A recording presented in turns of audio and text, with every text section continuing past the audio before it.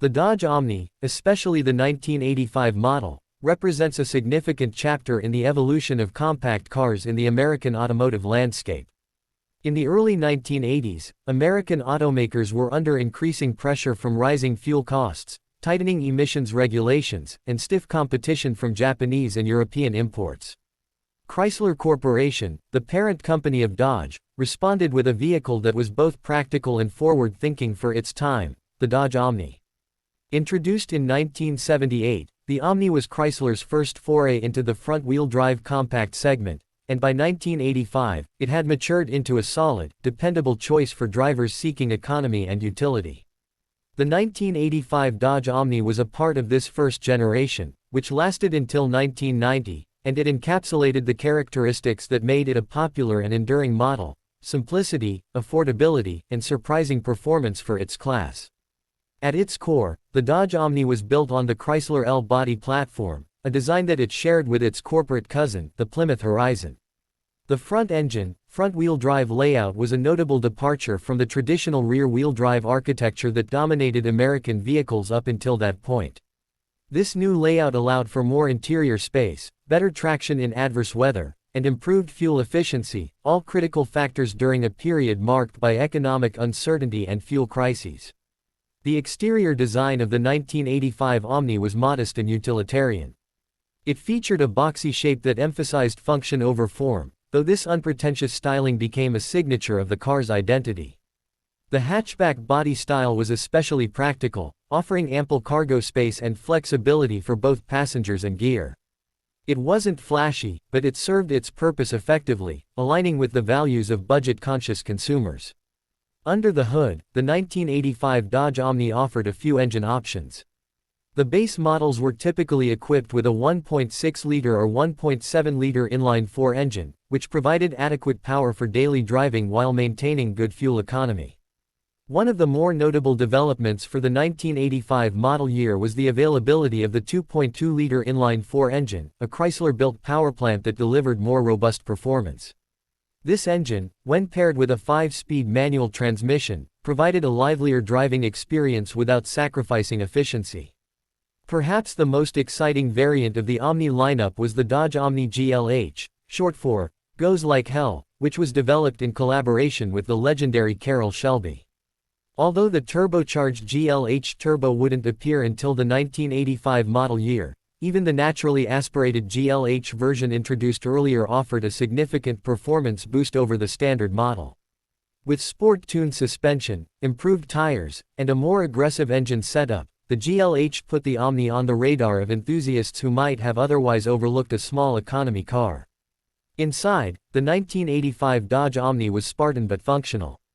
The cabin was designed with simplicity in mind, featuring durable materials and straightforward controls.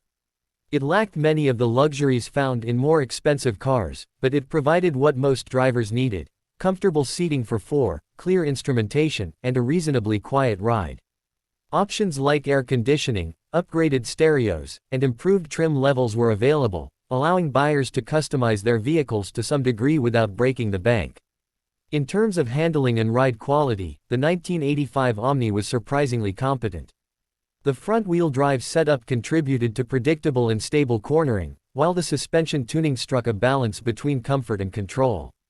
While it wouldn't be mistaken for a sports car in its standard guise, the Omni provided a reassuring driving experience that made it well-suited for urban commuting and longer highway trips alike.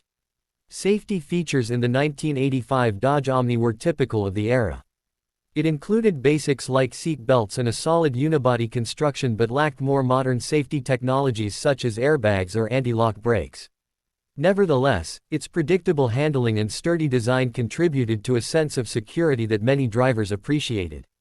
One of the key reasons behind the Omni's success was its affordability. It was priced competitively against both domestic and imported rivals, making it an attractive option for first-time buyers, families on a budget, and anyone in need of a reliable daily driver. Its low cost of ownership, combined with good fuel efficiency and relatively easy maintenance, cemented its reputation as a practical and economical choice. Beyond its immediate impact as a practical commuter, the Dodge Omni played an important role in Chrysler's resurgence during a tumultuous period for the company. The success of the Omni, along with other front-wheel drive models like the K-cars and minivans, helped stabilize Chrysler's finances and demonstrated that American manufacturers could produce small, efficient cars that appealed to a broad audience. The legacy of the 1985 Dodge Omni extends beyond its basic form.